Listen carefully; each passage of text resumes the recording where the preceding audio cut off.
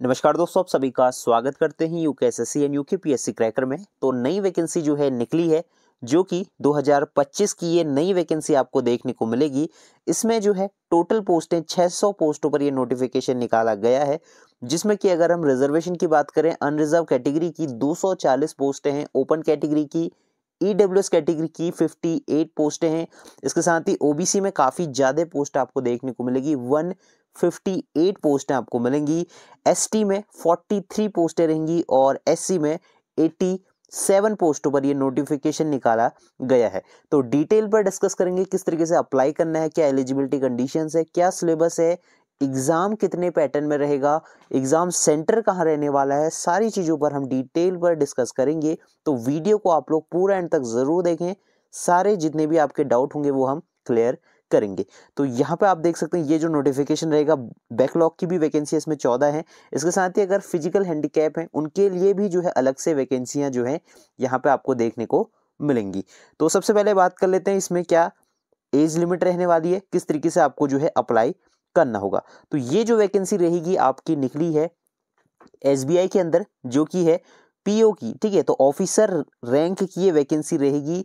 Provisional officer जो है vacancy का नाम रहता है। तो पीओ की ये पोस्ट रहती है, काफ़ी अच्छी आपको इसमें सैलरी मिलेगी, ऑफिसर लेवल की इसमें आपको सैलरी देखने को मिलेगी। तो फॉर्म जो है स्टार्ट हो चुके हैं 27 दिसंबर से और 16 दिसंबर तक आप इसके फॉर्म को भर पाएंगे। इसके साथ ही यहाँ पे अगर हम बात करें तो इसमें जो एग्ज़ाम रहेगा वो कब रहने वाला है, 8 से लेके 15 मार्च के बीच में आपको एग्ज़ाम होते हुए दिखेगा।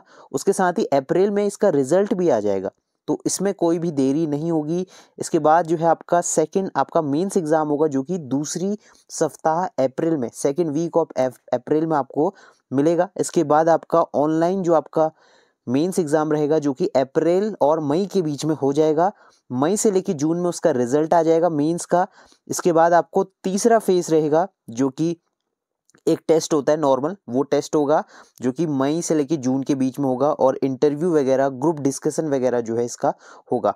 फाइनली आपका जो फाइनल सिलेक्शन रहने वाला है वो मई में आपको देखने को मिल जाएगा। मतलब जून तक आप लोग मान के चलें कि आपका पीओ का रिजल्ट आ जाएगा। अगर आप सिलेक्शन पाते हैं तो आपको जो है जॉब मिल जाएगी, ठीक। साथ ही अगर आप प्री निकाल देते हैं, जो कैटेगरी रहेगी pre examination training, SC ST OBC physical handicap, तो उनके लिए जो है आपका कॉल लेटर आ जाएगा जनवरी फरवरी के बीच में 2025 में। और प्री एग्जामिनेशन ट्रेनिंग जो रहेगी वो फेब में आपकी कंडक्ट कराई जाएगी।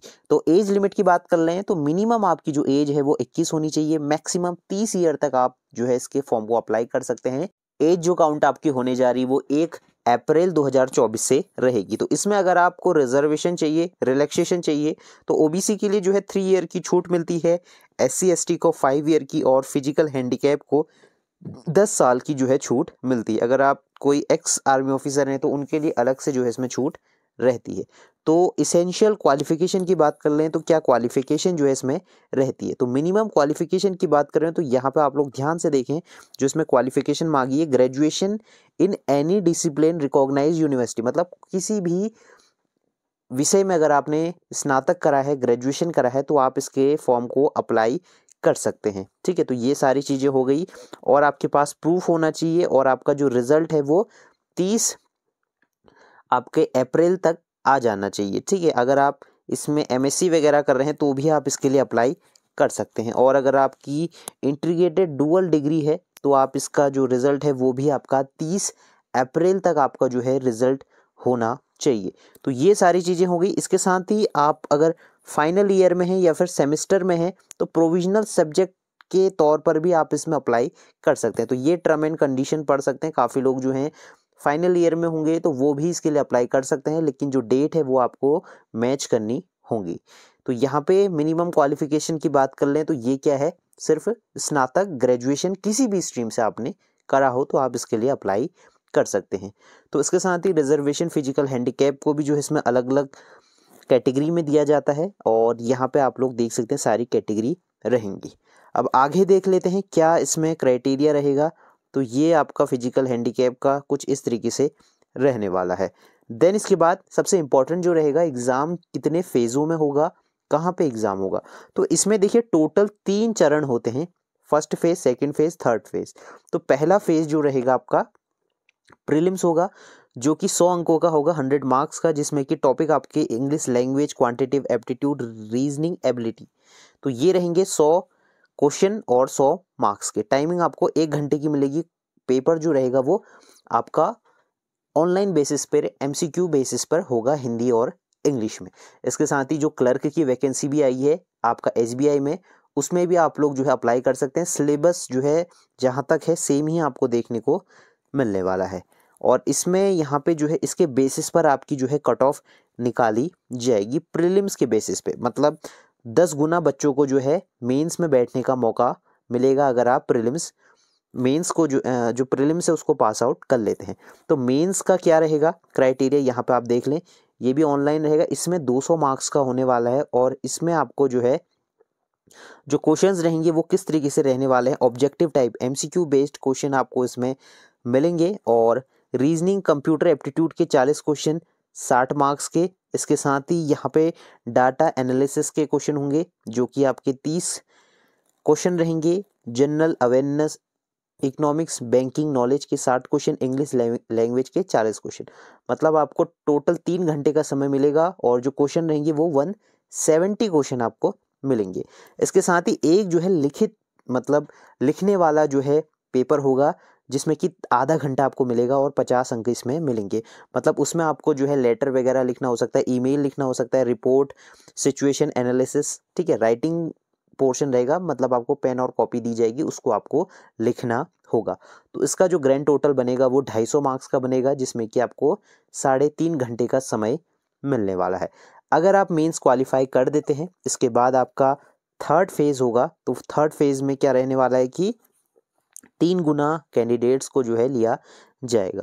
तो इसके बाद अगर आप इसको भी पास कर लेते हैं तो ये जो फेज रहने वाला है इसमें आपका जो है एक तरीके से इंटरव्यू वगैरह रहता है, ठीक है। तो यहाँ पे आप देख सकते हैं साइकोमेट्रिक टेस्ट जिसे हम कहते हैं, जिसमें कि आपकी पर्सनैलिटी प्रोफाइल शॉर्टलिस्ट जो है किया जाता है। एक तरीके से इंटरव्यू आप लोग कह सकते हैं। आप ऑनलाइन अगर आप सर्च करें क्या रहता है एसबीआई में इंटरव्यू का, तो वहाँ पे आपको सारी चीज़ें मिल जाएंगी, जिसमें कि आपका जो है ग्रुप डिस्कशन होगा, इंटरव्यू होगा, टोटल 50 अंकों का आपको जो है उसमें रहेगा, ठीक है। तो यहाँ पे आपने देख लिया किस तरीके से ये फाइनल फेज रहने वाला है। तो फाइनल सिलेक्शन जो रहने वाला है वो फेज सेकंड और थर्ड के बेसिस पर रहेगा। जो आपका सेकंड फेज मेंस रहा था और जो आपका थर्ड इंटरव्यू रहा था, तो उन दोनों के मार्क्स को मिलाने के बाद आपका जो है फाइनल सिलेक्शन होगा। तो यहाँ पर आप देख सकते हैं मेंस के मार्क्स और आपके जो इंटरव्यू के मार्क्स हैं वो 300 हो जाएंगे।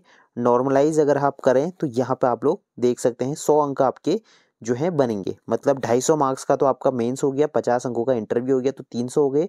तो उस तरीके से ही वहीं से आपकी जो है मेरिट लिस्ट निकलेगी। तो इसके बाद आपका फाइनल सिलेक्शन हो जाएगा और आप लोग जो है पीओ की पोस्ट के लिए एलिजिबल हो जाएंगे, प्रोविजनल ऑफिसर। तो यहाँ पे ये आपकी गवर्नमेंट वैकेंसी रहती है परमानेंट बेसिस पर। तो आगे हम देख लें क्या क्या चीज़ें इसमें रहती हैं। सैलरी की बात करें तो इसमें जो आपकी सैलरी रहेगी, बेसिक सैलरी 48,000 रहेगी। और इसमें मान के चलें जो है ये सैलरी जो रहेगी वो 65,000 आपकी स्टार्टिंग सैलरी रहेगी। 65 से 70,000 के बीच में स्टार्टिंग, क्योंकि इसमें अलग अलग अलाउंस मिलते हैं। वो सारी चीज़ें जोड़ने के बाद जो बेसिक मिलेगा आपको 48 मिलेगा। सारे अलाउंस आपको जो है उसमें मिलेंगे, जैसे कि आपका एनपीएस हो गया, पेंशन फंड हो गया, HR, DA, TA, CCA, PF, सारी चीज़ें जो है इसमें आपको मिलती है। क्योंकि ये एक गवर्नमेंट आपकी सेंट्रल गवर्नमेंट की ये वैकेंसी रहती है, तो इसमें सारे बेनिफिट आपको मिलने वाले हैं, ठीक है। तो यहाँ पे मेडिकल अलाउंस भी आपको मिलेगा, रेंटल फैसिलिटी आपको मिलेगी, व्हीकल फैसिलिटी भी आपको मिलती है। तो ये सारी चीज़ें रहती हैं। सीटीसी भी आपको जो है मिलता है हर साल, महंगाई भत्ता आपको मिलता है। तो काफ़ी अच्छे बेनिफिट आपको मिलेंगे।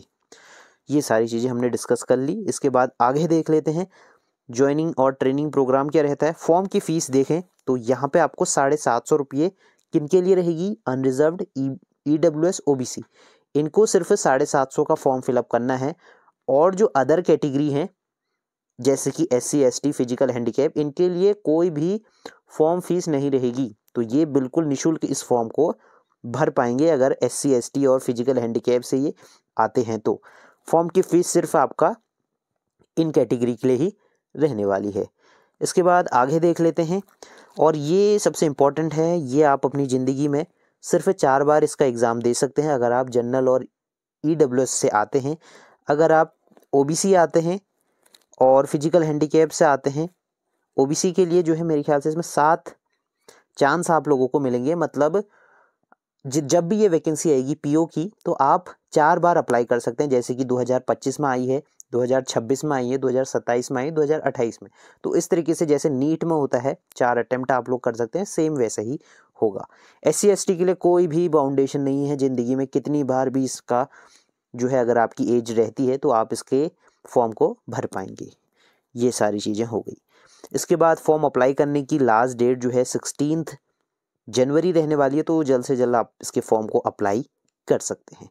तो फॉर्म आपने भर लिया है, एग्ज़ाम पैटर्न हमने देख लिया, सिलेबस देख लिया क्या सिलेबस रहेगा, और भी डिटेल में सिलेबस अगर आपको देखना है तो कमेंट बॉक्स में कमेंट ज़रूर आप लोग करें। देन बात करते हैं कि एग्ज़ाम कहाँ होगा। तो एग्ज़ाम देखिए कहाँ कहाँ होने वाला है एग्ज़ाम सेंटर। उत्तराखंड की बात कर लें तो यहाँ पे आप देख सकते हैं देहरादून, हल्द्वानी, रुड़की में जो है आपका प्रीलिम्स एग्ज़ाम होगा। जो मेंस होगा वो देहरादून में आपका होगा, ठीक है। तो ज़्यादा दूर आपको जाने की ज़रूरत नहीं है। अगर आप कोई और स्टेट में देना चाहते हैं तो ये सारे एग्ज़ाम सेंटर आपके रहेंगे। अगर आप दिल्ली में देना चाहते हैं तो दिल्ली, NCR सभी जगह आप लोग दे सकते हैं।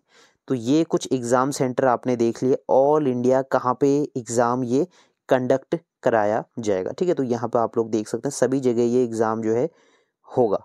तो कहीं से भी आप लोग अपने एग्ज़ाम को दे पाएंगे। तो ये सारी चीज़ें होंगी। अप्लाई करने का जो लिंक है वो आपको यहाँ पे मिलेगा। इसकी PDF मैं आपको टेलीग्राम में भी प्रोवाइड करा दूंगा, वहाँ से आप इसके फॉर्म को अप्लाई कर सकते हैं। तो कैसी लगी वीडियो कमेंट बॉक्स में ज़रूर बताएं। तो ये हमने डिस्कस कर लिया रिक्रूटमेंट ऑफ प्रोविजनल ऑफिसर। तो ये वैकेंसी है प्रोविजनल ऑफिसर की, जिसको कि शॉर्ट में कहते हैं SBI PO की पोस्ट, ठीक है। तो किस में है लड़का कहेंगे तो आप कहेंगे PO की पोस्ट में जो है इसकी जो है जॉब वो करता है। तो तभी आपके जो है रिश्ते वगैरह भी आएंगे। तो ये हमने डिस्कस कर लिया पूरा डिटेल पर। अगर आप इसका फॉर्म फिलअप करना चाहते हैं तो फिलअप कर सकते हैं, और अगर कोई भी क्वेरी है तो कमेंट बॉक्स में कमेंट ज़रूर करें। मिलते हैं नेक्स्ट वीडियो में, तब तक के लिए बाय बाय।